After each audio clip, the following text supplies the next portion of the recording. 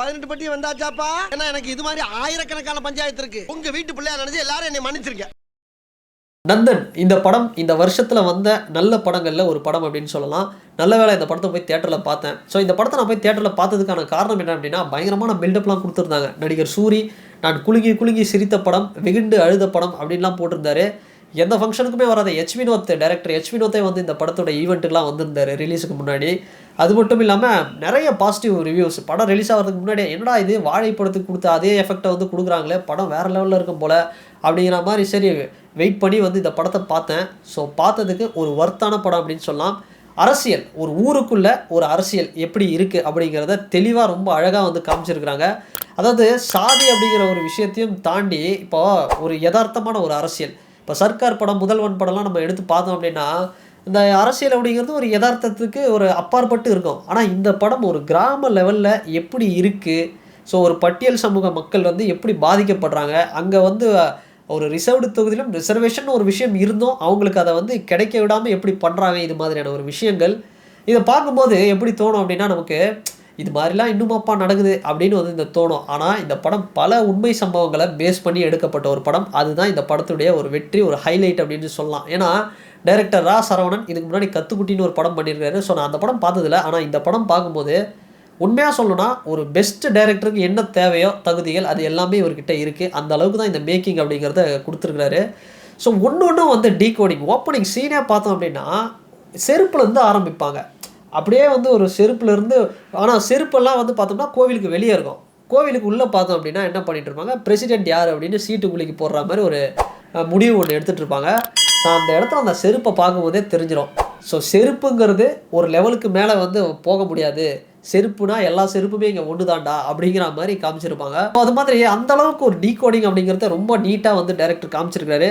சசிகுமாரை பொறுத்த வரைக்கும் இது வரைக்கும் பார்க்காத ஒரு நடிப்பு. எப்படின்னா, நம்ம தாரத்தப்பட்டை படம் பார்த்துருப்போம் வருது, அந்த படத்தில் வந்து அவருடைய நடிப்பு சூப்பராக இருக்கும். ஆனால் அதையெல்லாம் ஓவர்டேக் பண்ணுற அளவுக்கு இவரோட நடிப்புங்கிறது சூப்பராக இருக்குது. பெஸ்ட்டான ஒரு ஆக்டிங் வந்து வெளிப்படுத்தியிருக்கிறாரு சசிகுமார் அவர்கள். இதை தாண்டி பாலாஜி சக்திவேல், வழக்கு எண் 18/9, மரியான், இந்த படத்தெலாம் வந்து டைரக்ஷன் பண்ண டைரக்டர் பாலாஜி சக்திவேல் தான் இந்த படத்தில் ஒரு கேரக்டர், நெகட்டிவ் கேரக்டர் பண்ணியிருக்கிறாரு.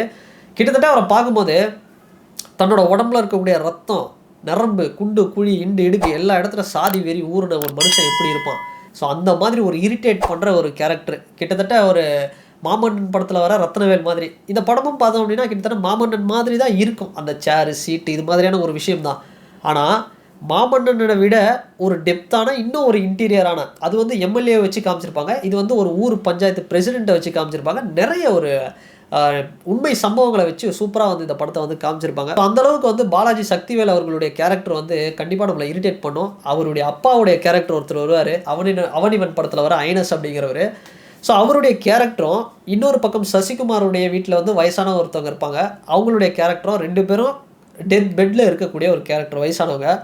ஆனால் ஒரு கேஸ்ட் அப்படிங்கிற ஒரு விஷயத்த அவங்க எப்படி பார்க்குறாங்க, இவங்க எப்படி பார்க்குறாங்கன்ற ஒரு விஷயத்த நிச்சயமாக தியேட்டரில் போய் உட்காந்து இந்த படத்தை பார்க்கும்போது தான் தெரியும். ஒரு இயக்குனராக எந்தெந்த இடத்துல ஒரு டீகோடிங் அப்படிங்கிறத அவ்வளோ சூப்பராக வந்து பண்ணியிருக்கிறாரு. அந்தளவுக்கு ஒரு வேறு லெவல் பர்ஃபார்மன்ஸ் அப்படின்னு சொல்லலாம். ஸோ ஃபஸ்ட் ஹாஃப் படம் வந்து பார்த்தோம் அப்படின்னா ஒரு 3 மணி நேரம் படமோ அதெல்லாம் கிடையாது. படம் மொத்தமே ஒரு 2 மணி நேரத்துக்கு கீழே, 1 மணி நேரம் 50 நிமிஷம், 1 ஹவரில் வந்து ஃபஸ்ட் ஹாஃப் முடிஞ்சிடும். அடுத்த ஒரு 50 நிமிஷம் தான் செகண்ட் ஹாஃப் அப்படிங்கிறது. தேவையில்லாத சில விஷயம்லாம் வைக்காமல் நீட்டாக சினிமாட்டோகிராஃபிலாம் இந்த படத்துக்கு வந்து ஒரு பெரிய ப்ளஸ்னே சொல்லலாம். ஒரு செடியிலேருந்து, ஆடுலேருந்து, கோழிலேருந்து எல்லாமே இந்த படத்தை வந்து அவ்வளோ அழகாக ஒளிப்பதிவு வந்து காமிச்சிருக்கிறாங்க. ஒரு நீட்டாக இருக்குது. அந்த காலத்தில் வந்து பாரதி ராஜா அவர்களுடைய படங்களில் தான் இந்த மாதிரிலாம் ரொம்ப இயற்கையான விஷயங்களை காட்டுவாங்க. ஸோ இந்த படத்தில் வந்து சூப்பராக ஒரு கண்ணுக்கு குளிர்ச்சியாக ஒரு விருந்தளிக்கக்கூடிய சில விஷயங்கள்லாம் வந்து காமிச்சிருக்கிறாங்க. ஸோ எனக்கு தெரிஞ்ச இந்த படம் இந்த வருஷத்தில் ஒன் ஆஃப் த பெஸ்ட் படம் அப்படின்னு சொல்லலாம். நான் நிறைய வந்து ஸ்பாயில் பண்ண விரும்பலை. ஸோ லாஸ்ட்டில் படம் முடிஞ்சப்புறம் இன்னும் ஒரு 2 நிமிஷம் வந்து போடுவாங்க ஒரு சில உண்மை சம்பவங்கள்லாம். ஸோ அதை பார்த்து படத்துடைய ரிலேட் பண்ணோம் அப்படின்னா இன்னும் பெட்டராக இருக்கும்.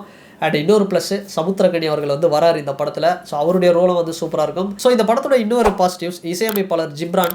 கண்டிப்பாக பாடல்கள்லாம் வந்து பெரிய அளவில் கேட்சியாக இல்லை அப்படின்னாலும் அந்த ஒரு மியூசிக் வந்து ஒன்று போட்டிருப்பாரு, ஒரு பிஜிஎம் மாதிரி, ரொம்பவே சூப்பராக இருக்கும். எப்பவுமே ஜிப்ரான் அவர்களுடைய மியூசிக் கேட்டு வந்தோம் அப்படின்னா உத்தம வில்லனாக இருக்கட்டும், கடாரம் குண்டனாக இருக்கட்டும், வெளியே கேட்டுட்டு வந்த அப்புறமா மைண்டில் ஒரு மாதிரி ஓடும். ஸோ அந்த மாதிரி வந்து ஒரு மியூசிக்கை வந்து இந்த படத்தில் ஒரு அட்டம்ப்டாக அந்தளவுக்கு இல்லைனாலும் ஒரு பெட்டராக வந்து பண்ணியிருக்கிறாரு. ஸோ மொத்தத்தில் இந்த படம் நிச்சயமாக தியேட்டரில் போயிட்டு மஸ்ட்டு வாட்ச் பார்க்க வேண்டிய ஒரு படம். ஒரு 2 மணி நேரம் டைம் இருந்ததுன்னா தியேட்டரில் கண்டிப்பாக வந்து இந்த படத்தை பார்க்கலாம். ஸோ அந்தளவுக்கு ஒரு சூப்பரான படம். யதார்த்தத்துக்கு இது தாண்டா அரசியல், இப்படியெல்லாம் நடக்குது அப்படிங்கிறத ரொம்ப தெளிவாக சூப்பராக எடுத்துக்க வந்து காமிச்சிருந்தாங்க. ஸோ அண்ட் ஃபைனலி நந்தன் இந்த படம் அப்படிங்கிறது இந்த வருஷத்தில் வந்த படங்களில் ஒரு நல்ல படங்களில் ஒரு லிஸ்ட்டில் தான் வந்து இந்த படத்தை நம்ம சேர்க்கணும். ஸோ டைம் இருந்தது அப்படின்னா நிச்சயமாக ஒரு நல்ல படம் பார்க்கணும்னு நினச்சிங்கன்னா இந்த படத்தை தேட்டரில் போய் பாருங்கள். அண்ட் இந்த படத்தை நீங்கள் யாராவது பார்த்துருந்தீங்க அப்படின்னா உங்களுடைய கருத்துக்களை இந்த கமெண்ட் செக்ஷனில் பதிவிடுங்க. அண்ட் இந்த வீடியோ உங்களுக்கு பிடிச்சதுன்னா லைக் பண்ணுங்கள், ஷேர் பண்ணுங்கள், கமெண்ட் பண்ணுங்கள், சப்ஸ்கிரைப் பண்ணுங்கள். அண்ட் வேறு ஒரு வீடியோவில் வேறு ஒரு கண்டென்ட்டில் நான் உங்களை பார்க்குறேன். பாய்.